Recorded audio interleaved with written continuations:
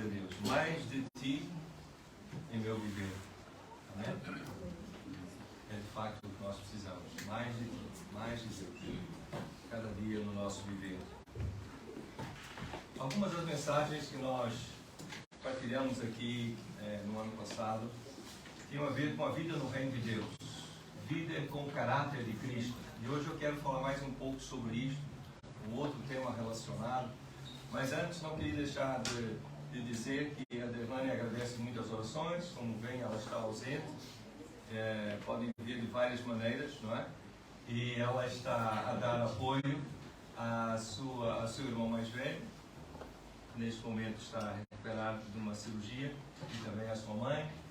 Então encontram-se, ela se encontra com eles neste momento, mas agradece as orações de todos por ela, pelo seu tempo lá e pelo seu regresso. Vai chegar mesmo a tempo de participar do encontro de casais, não é? É perfeito. Parece que foi planeado assim. Graças a Deus por isso. Bom, qual é o sentimento que temos quando estamos num trânsito caótico? Como é que é? Qual é o sentimento? Ou então quando há comportamentos irritantes à nossa volta, não é? No trabalho, em casa, na escola. Qual é aquele sentimento que aparece? Quando nos comparamos com outros, não é? Que estão a conseguir o que nós não conseguimos, quando há comparação, quando há imprevistos. Esta manhã cheguei aqui a correr para fazer coisas e houve uma série de imprevistos e às tantas eu comecei a rir. Então eu vou pregar sobre isso. Quando há imprevistos, qual é o sentimento? Vários, né? Imprevisto na nossa vida, perdas, etc. Perdas grandes, pequenas. Um sentimento que foi banido do reino de Deus. Um sentimento que não faz parte do reino de Deus. Mas que teima em querer voltar. Quer sempre voltar, quer invadir o reino de Deus, sempre precisamos a mais pequena oportunidade de o fazer. Vamos falar um pouco sobre a ira. A ira que nos aparece em várias situações da nossa vida. Mas eu queria abrir em Mateus capítulo 5, versículos 21 a 26 e ler um texto de Jesus falando conosco, faz parte daquele sermão fantástico, maravilhoso, chamado Sermão do Monte, Mateus 5, 6 e 7. Mateus 5, começando no versículo 21.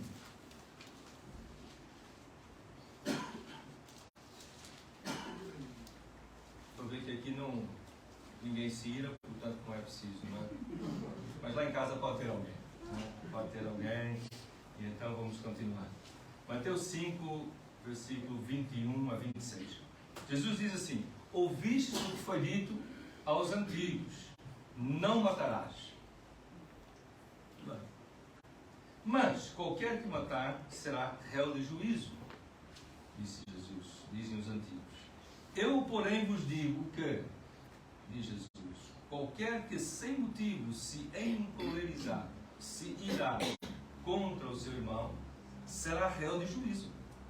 E qualquer que disser a seu irmão, raca, já vamos falar sobre isso, será réu do sinédrio.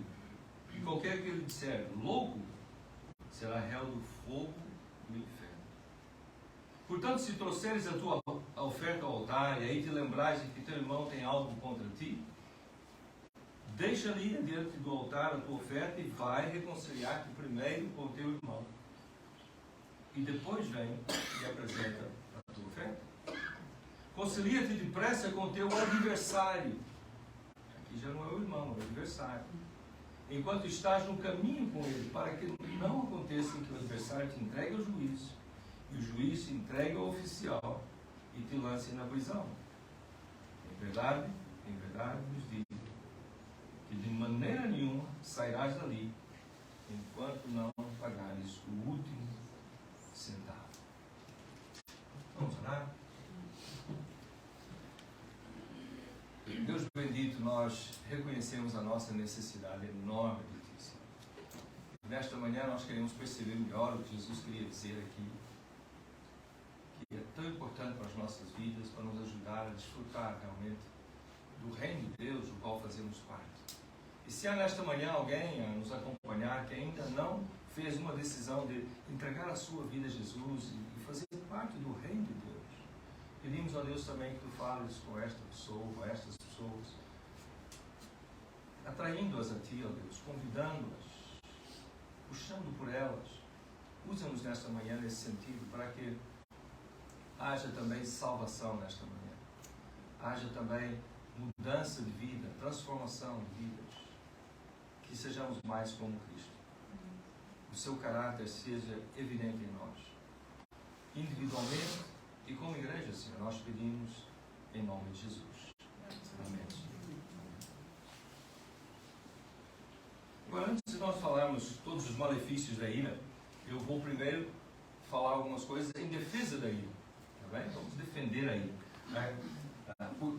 Alguém poderia dizer, mas se eu tenho ira, porque faz parte da minha natureza, não é? E por que é que eu fui criado com a possibilidade de mirar? Não é? Então, deve haver alguma coisa boa na ira. E, de fato, a ira é uma reação correta quando há injustiça. Quando há uma injustiça, quando nós presenciamos uma injustiça, vemos alguma injustiça, é correto, é a reação adequada quando nós somos confrontados com injustiça, nós nos irarmos. Porque nós fomos criados à imagem de um Deus que é justo e que não suporta a injustiça. Então nós também não devemos suportar a injustiça, devemos nos irar perante alguma injustiça que nós vemos ou presenciamos. Portanto, há lugar para ir. A ocasião mais conhecida de Jesus, em que ele demonstrou ira, foi aquela situação dos vendilhões do templo. Lembram-se? Está em Mateus também, capítulo 21. Eu vou ler aqui Mateus 21, começando no versículo 12. Mateus 21, 12 e 13. Entrou Jesus no templo e expulsou todos os que vendiam e compravam no templo e derrubou as mesas dos cambistas e as cadeiras dos que vendiam pombas e disse-lhes: está escrito, a minha casa será chamada casa de oração, mas vós a tendes convertido num covil de ladrões. Agora reparem, Jesus não estava a protestar contra algo que fizessem contra ele. Olha, vocês estão a tirar meu direito de descansar, ou de comer, ou de ir aqui, ou ir ali.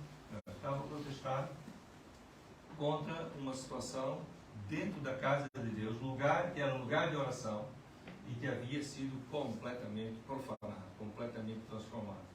Porque as pessoas vinham ali, ofereciam os seus sacrifícios e às vezes traziam algum dinheiro para comprar o animal ao invés de trazer ele longe, e ali os cambistas aproveitavam, colocavam preços mais difíceis, aproveitavam da situação. Claro que isso hoje não acontece, não é? Isso só naquele tempo aconteciam essas coisas, mas Jesus então ele se revolta e diz: olha, isso está errado, completamente errado. Vocês têm transformado a minha casa, a casa de Deus, num covil de ladrões, dizia ele. E ele se revoltou e virou as mesas e expulsou os cambistas dali.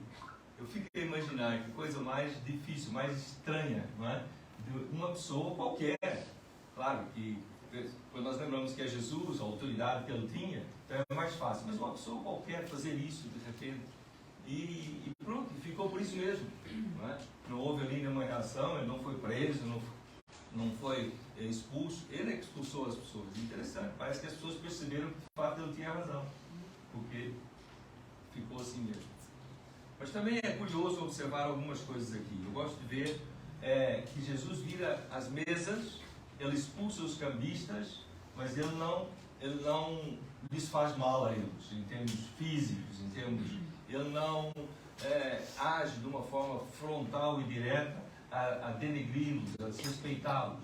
Ele está a proteger o respeito ao Senhor e expulsa-os do templo e vira as mesas dos cambistas. É interessante isso. Outra coisa que eu acho interessante observar é que Jesus não saiu dali e nas escadarias do templo ele diz: olha, vocês viram o que eu fiz? Vocês amanhã voltem aqui e façam o mesmo, porque agora vocês já aprenderam como é que é. Se houver aqui cambistas, daqui para frente é assim. Não, eu não vejo Jesus fazer isso, falar isso ou fazer isso. Ele não voltou no dia seguinte e não repetiu. Ele fez isso uma vez.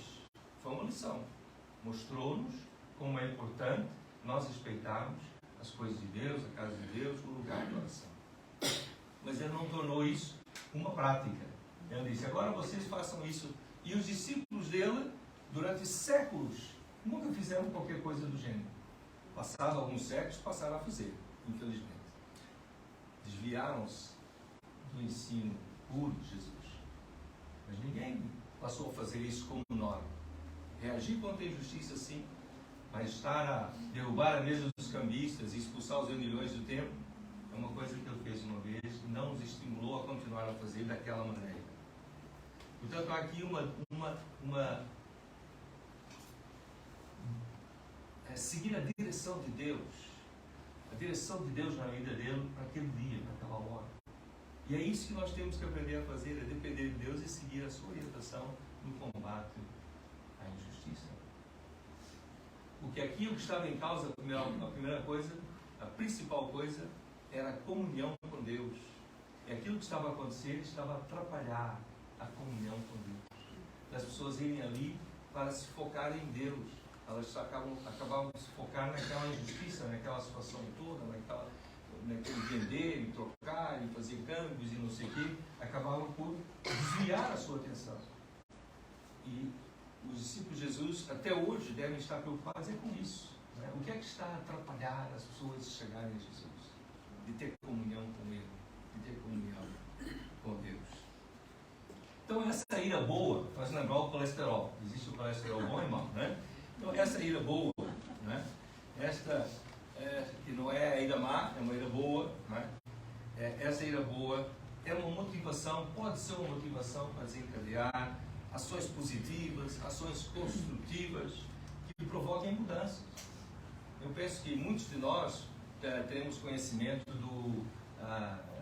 daquele senhor William Wilberforce, um inglês no Reino Unido, no final do século XVIII, início do século XIX, em que ele adotou uma causa. Ele viu uma injustiça, que era o comércio de escravos.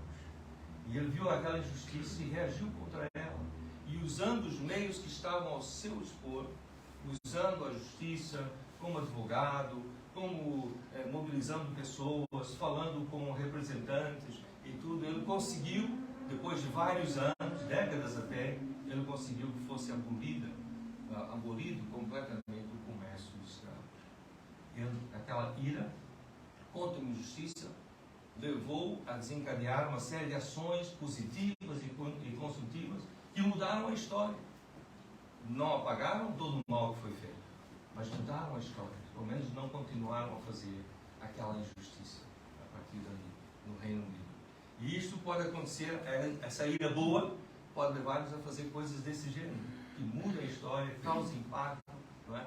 Que corrijam injustiças, não apagam o passado, mas podem nos dar um novo começo, não é? Um novo começo, uma continuação melhor. Então existe uma ira boa. Paulo tem um conselho em Efésios 4, 26 e 27. Mesmo para a ira boa, chamada boa, Paulo diz assim: irai-vos e não pequeis. Não se põe o sol sobre a vossa ira. Não deis lugar ao diabo. E aqui é uma coisa chave. Mesmo quando é uma ira boa, não deve ser algo que nos consuma, que se torne ódio e rancor e ressentimento e amargura, aquele fel no nosso interior. Irai-vos e não pequeis. Não se põe o sol sobre a vossa ira. Então eu imagino pessoas como William Wilberforce, que adotou aquela causa. Ele era um trabalho, era um exercício constante de irar-se contra a injustiça e ao mesmo tempo respeitar as pessoas, ao mesmo tempo usar os meios próprios, não é? Não usar a violência, não criar uma forma de derrubar aquilo tudo e pôr fogo nas coisas, não, de uma forma correta, de uma forma divina, instruída por Deus, passo a passo, com calma, oração, perseverança. Não deis lugar ao diabo, disse Paulo. Porque de facto aquele fel, não é, que forma em nós dá lugar a que o diabo então aproveita daquela situação e nos leva para outros caminhos.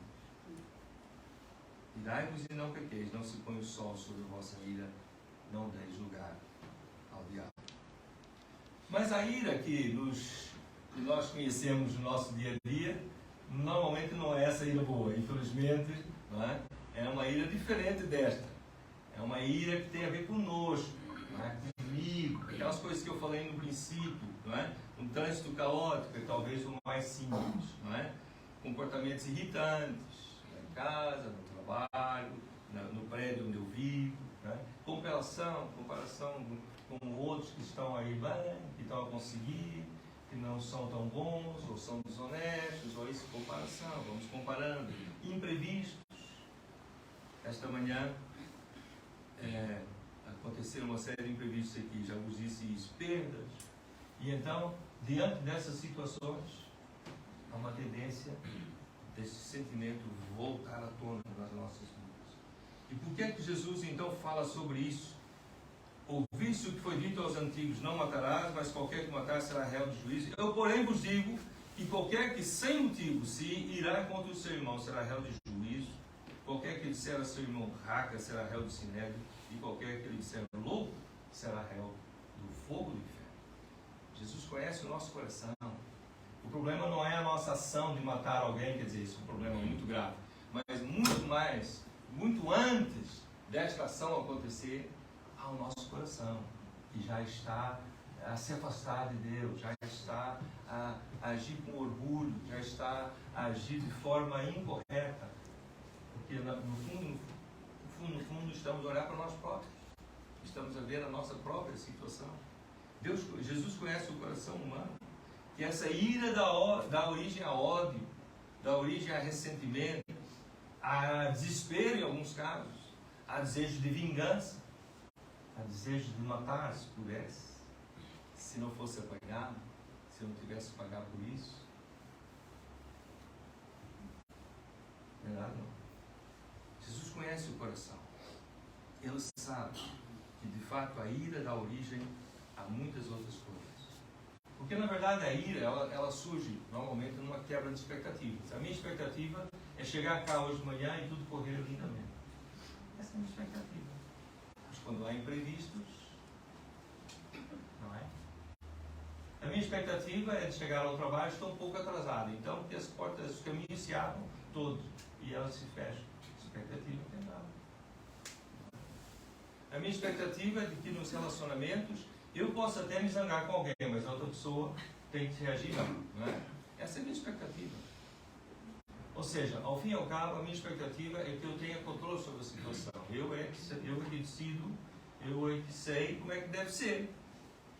E quando não é como eu acho que deve ser, quando eu de repente sinto que não tenho controle, aquilo dá origem a ira. Primeiro é uma irritaçãozinha, né? Pode dar origem a ira. Mas pior ainda é que muitas vezes, a seguir a esse sentimento de expectativas frustradas, quebra de expectativas, de falta de controle, muitas vezes vem o medo, o receio. E se eu chegar atrasado? E se eu for despedido? E se não gostarem mais de mim? E se eu perder não sei quantas horas a fazer isso? E se eu tiver um acidente? E se... Então, além da quebra de expectativa, eu começo a alimentar, ou posso começar a alimentar receios e medos. E então aí, mais ainda, a irritação torna-se em ira.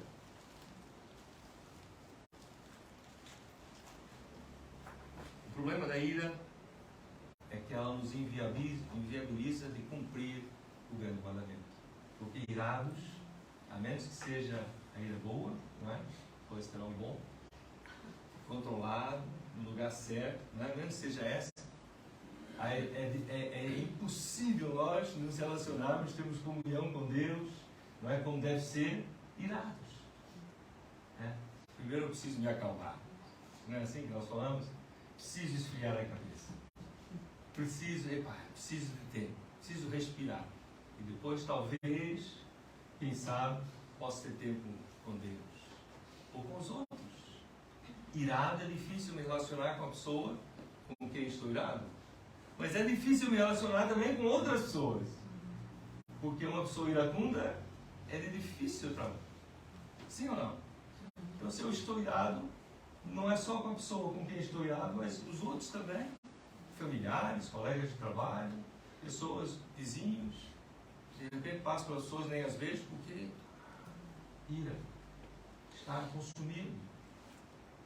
Então, a ira tem esse poder muito indesejável de impedir que eu cumpra o grande mandamento e vários outros. Estou falando só no grande. Amar a Deus sobre todas as coisas. Amar a Deus com todo o meu coração. Com todo o meu coração, irado. Todo o meu coração, todo o meu entendimento. Mas isso não faz sentido. Todo o meu entendimento, todas as minhas forças, toda a minha alma. E ao próximo, como a mim mesmo. E ao próximo, como a mim mesmo. O segundo, semelhante ao primeiro. Essa palavra raca é uma palavra que tem a ver com, ela significa oco. É dizer que a pessoa é oca, né? Ou nós talvez diríamos cabeça oca, né? É uma pessoa falta de inteligência, e é usado então para denegrir a pessoa, para pôr embaixo seu raca, né? Seu cabeça louca, seu, né, falta de inteligência, seu estúpido, para e por aí fora. Então, aquela palavra que vem da ira, agora já não é taca dentro, ela já explodiu cá para fora. Já são palavras. Então é um ataque à inteligência da pessoa. A pessoa essa que foi criada à imagem e semelhança de Deus, por mais que eu discorde dela, ela é um ser humano, criada à imagem e semelhança de Deus.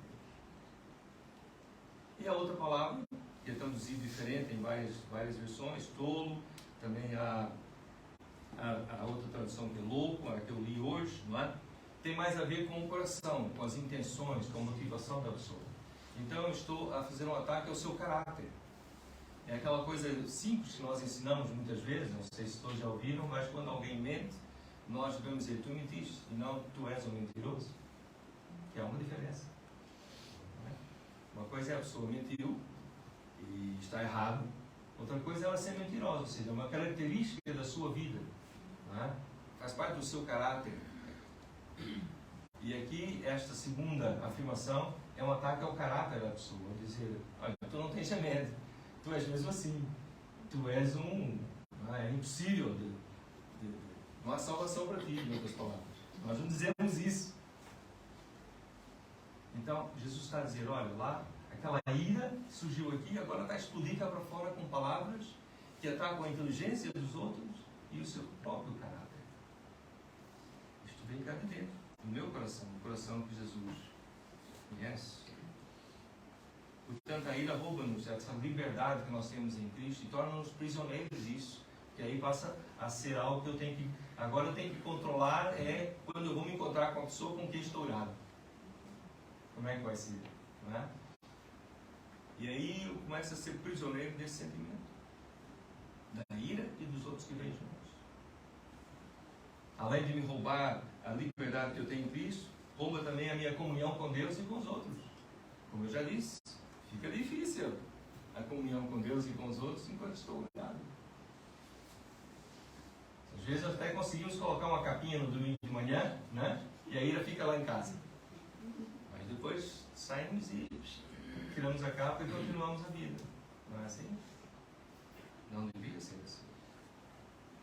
Então, aquilo que nós queremos saber nesta manhã, como viver sem ira? É possível? Como viver sem ira? Como viver a vida no reino de Deus? Como viver a vida com o caráter de Cristo? Como? É possível? Esta é a pergunta que nós temos que responder nesta manhã. Em primeiro lugar, eu acho que é importante nós entendermos que há uma diferença entre nós lidarmos com isso dentro e fora do reino de Deus. Uma pessoa que não está no reino de Deus, uma pessoa que não entregou a sua vida a Jesus, uma pessoa que não busca a orientação de Deus para a sua vida, então ela, obviamente, ela sente a necessidade de controlar a sua vida. É ela que tem que zelar por si própria, porque mais ninguém vai fazer isso. Como diz muito no inglês, ela que tem que cuidar do número 1, né? Do número 1, sou eu. Né? Então, fora do reino de Deus, esse é o sentimento, a ideia de eu é que tenho que me proteger. Eu é que tenho que lutar pelos meus direitos. Se sou eu, não é ninguém que vai lutar por mim. Eu é que tem que punir os que me ofendem? Quem é que vai fazer? Tem que ser eu. Ou eu puno ou arranjo quem a puna, mas eu tenho que fazer alguma coisa para aquela pessoa que me irritou, que me fez me sentir irado. Eu é que tenho que punir ou fazer alguma coisa para isso acontecer. Ao passo que dentro do reino de Deus, a coisa muda completamente de figura. Porque no reino de Deus, nós podemos e devemos ter confiança absoluta no amor de Deus, na proteção de Deus, no cuidado de Deus, na orientação do Pai Celeste para as nossas vidas. Devemos confiar de forma absoluta, plena nisso. Deus está a cuidar da situação. Há lugar para ira boa, ok? Mas muita ira, a maior parte das iras não são boas. E nessa hora nós temos que entender que Deus está a cuidar. Deus está a cuidar da situação. E eu não preciso remoer aquilo tudo, não preciso e não devo, e faz mal a mim e aos outros. E a minha comunhão com Deus. Eu posso, no reino de Deus, confiar plenamente em Deus. Mas para além de confiar nele, com a sua ajuda eu preciso tomar medidas. Rapidamente, fazer alguma coisa para resolver a situação. É muito importante para que eu me livre desta forma de ser que é contrária a Deus e contrária a mim próprio e aos outros também que estão à minha volta. E é sobre isso que Jesus fala a partir do versículo 23. Ele dá alguns exemplos. Então, se trouxeres, versículo 23 de Mateus 5, se trouxeres a tua oferta ao altar e aí te lembrares de que teu irmão tem alguma coisa contra ti, deixa ali diante do altar a tua oferta e vai, reconcilia-te primeiro com teu irmão e depois vem apresentar a tua oferta. Jesus está a dizer, ó, o nosso relacionamento uns com os outros é muito importante para uma boa comunhão com Deus. Não adianta nós irmos à comunhão com Deus e buscarmos a Deus e entregar a oferta a Deus e louvor a Deus, se o meu relacionamento se eu não estou a tratar do meu relacionamento com os meus irmãos, com as outras pessoas. Eu estou a tapar o sol com a peneira, como diz a expressão. Estou a tentar enganar a mim próprio, porque a Deus ninguém engana. Não é? Então eu vou ali, faço uma capa, eu faço de conta. Não é? Eu preciso tratar rapidamente aquilo que me separa dos que estão à minha volta. Vai depressa. Vai, encontra com o teu irmão, resolve o assunto. E aí vem e entrega a tua oferta. Isso de ir ao templo não é aqui em Carcavelos, rua Pôr do Sol. Não é? É ir à presença de Deus, em oração, o seu tempo com Deus. É ir a Deus. Portanto, é fundamental tomar medidas com a maior urgência possível. E depois no versículo 25, ele fala assim, concilia-te depressa com o teu adversário. Então não é só com o irmão, mas o adversário também, o inimigo. Né? Agora, claro, nós sabemos que quanto depender de vós, tende paz com todos os homens. Há homens e mulheres que não querem ter paz conosco. E aí não podemos fazer nada, além de estarmos abertos a que Deus mude essa situação. Não é? Mas quanto depender de mim, eu posso fazer alguma coisa. Eu posso evitar, não é, o confronto, posso evitar a irritação, posso evitar uma série de coisas para que vivamos em paz uns com os outros. E posso estar aberto a reconciliações e tudo isso. Mas ele então diz, concilia-te depressa com o teu adversário enquanto estás no caminho com ele, para que não aconteça que o adversário te entregue ao juiz, e o juiz te entregue ao oficial e te lance na prisão. Em verdade te digo, de maneira nenhuma sairás dali, enquanto não pagares o último centavo. Jesus aqui está a dar um exemplo de uma coisa que acontecia muito naquele tempo. Mateus 18 também fala sobre isso, esse tipo de situação. Não é? Então era comum naquele tempo. Ele dá um exemplo. Mas na verdade é para nós entendermos a importância dos relacionamentos, fazer o que está ao nosso alcance, para que os relacionamentos estejam bem. E como eu já disse, há situações que não dependem de nós. Então, nesse caso, temos que entregar a Deus. Mas fazemos a nossa parte.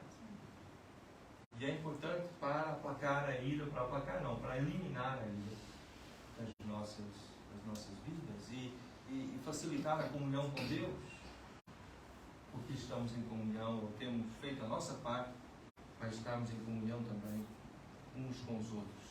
Alguns conselhos, mais alguns conselhos interessantes. Tiago fala em Tiago 1,19, fala assim: meus amados irmãos, estou a ler Tiago 1, versículo 19. Meus amados irmãos, todo homem seja pronto para ouvir, tardio para falar. Olha, aqui já tem uma dica, né? Ouve mais, fala menos, né?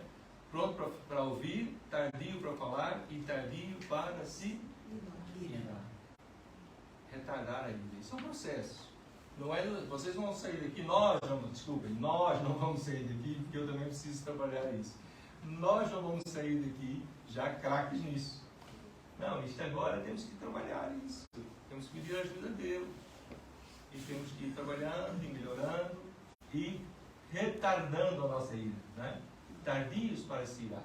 Vamos retardando, vamos conseguindo nos irar menos depressa, né? E conseguir avaliar a situação. É injustiça contra alguém, uma situação injusta, ou está a afetar meu orgulho? Eu estou a me sentir afetado no meu orgulho. Eu perdi o controle da situação. Eu já não estou a mandar aqui, já não está a acontecer como eu quero. Eu estou com receio de que coisas me aconteçam que destruam a minha vida, né? Se é assim, já não me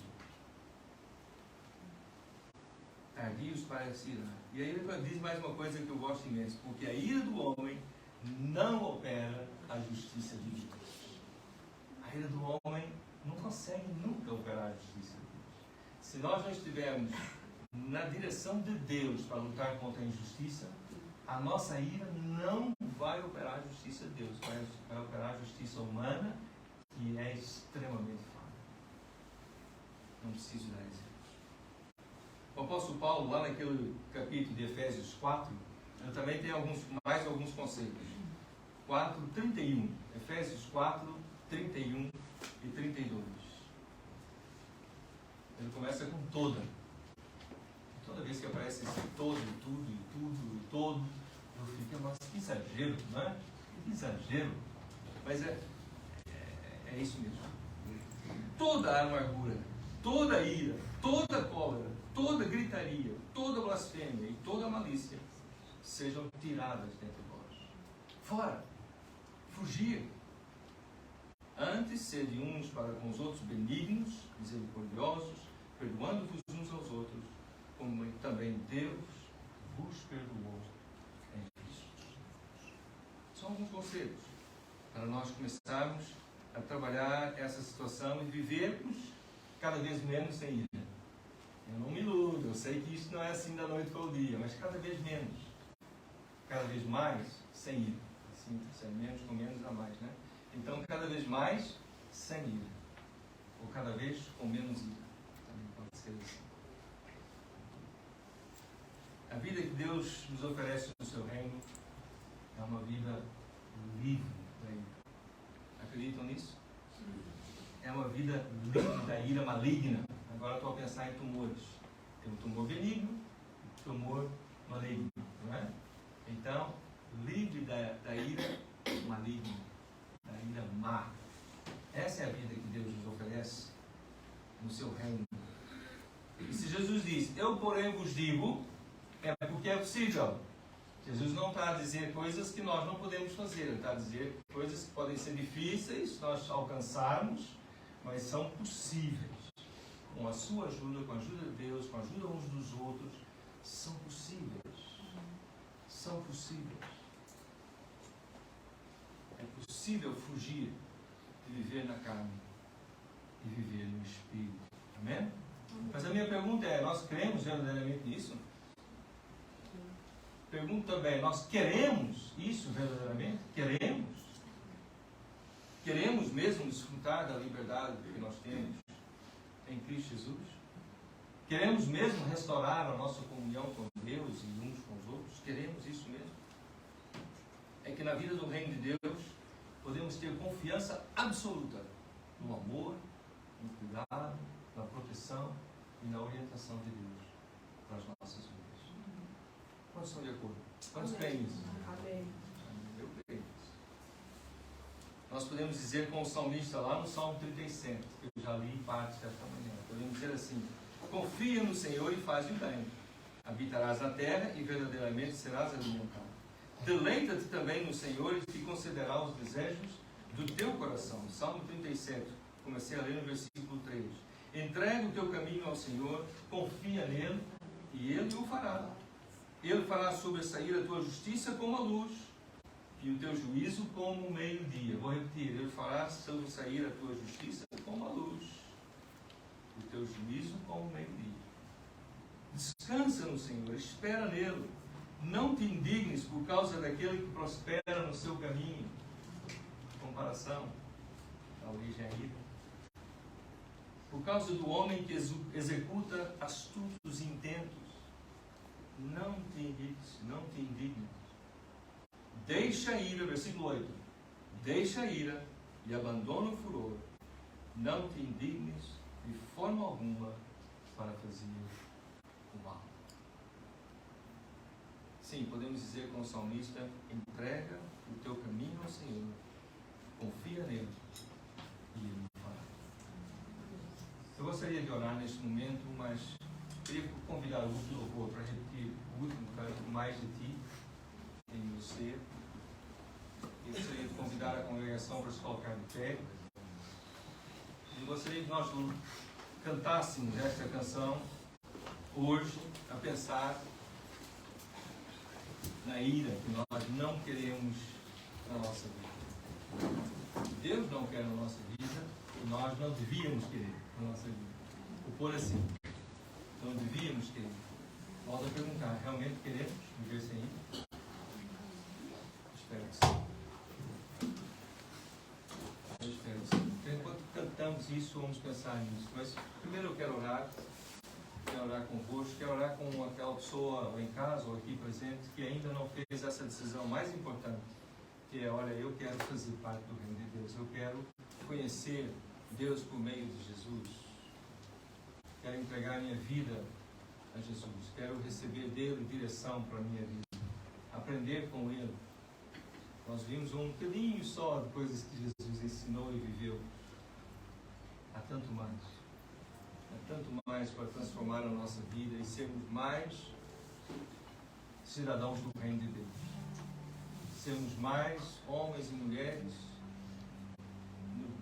nos quais o caráter de Cristo está sendo formado.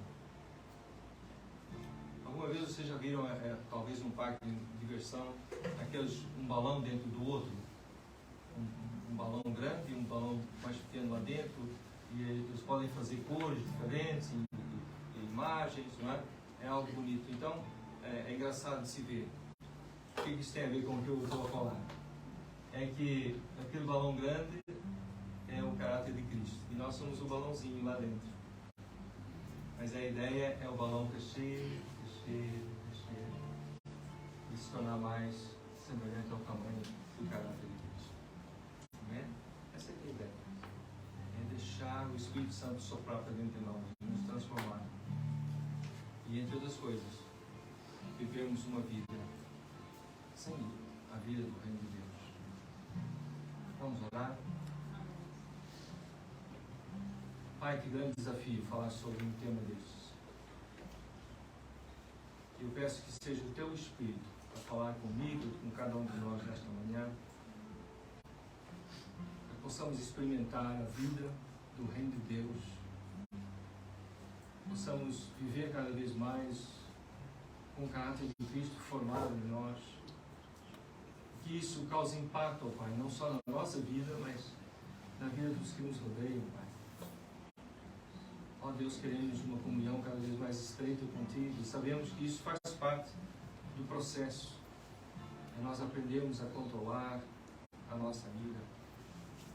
Um sentimento natural que o Senhor nos deu, mas deve estar absolutamente sob o controle do Espírito Santo, o fruto do Espírito, do Senhor Deus, a quem nós entregamos o nosso caminho, queremos entregar o nosso caminho como fez o salmista, sabendo que Deus é poderoso, cheio de amor e misericórdia, graças, para cuidar de nós, para nos proteger, para nos guiar. Nós o pedimos com muita gratidão, por tão grande privilégio. Em nome de Jesus. Alguém que tem uma decisão para fazer nesta manhã, pode falar comigo ou com uma outra pessoa aqui da igreja. Lá em casa, pode comunicar conosco através das redes sociais, ou então fale com alguém da sua confiança que possa ser o seu orientador na caminhada com Cristo. Amém? Então, que Deus abençoe.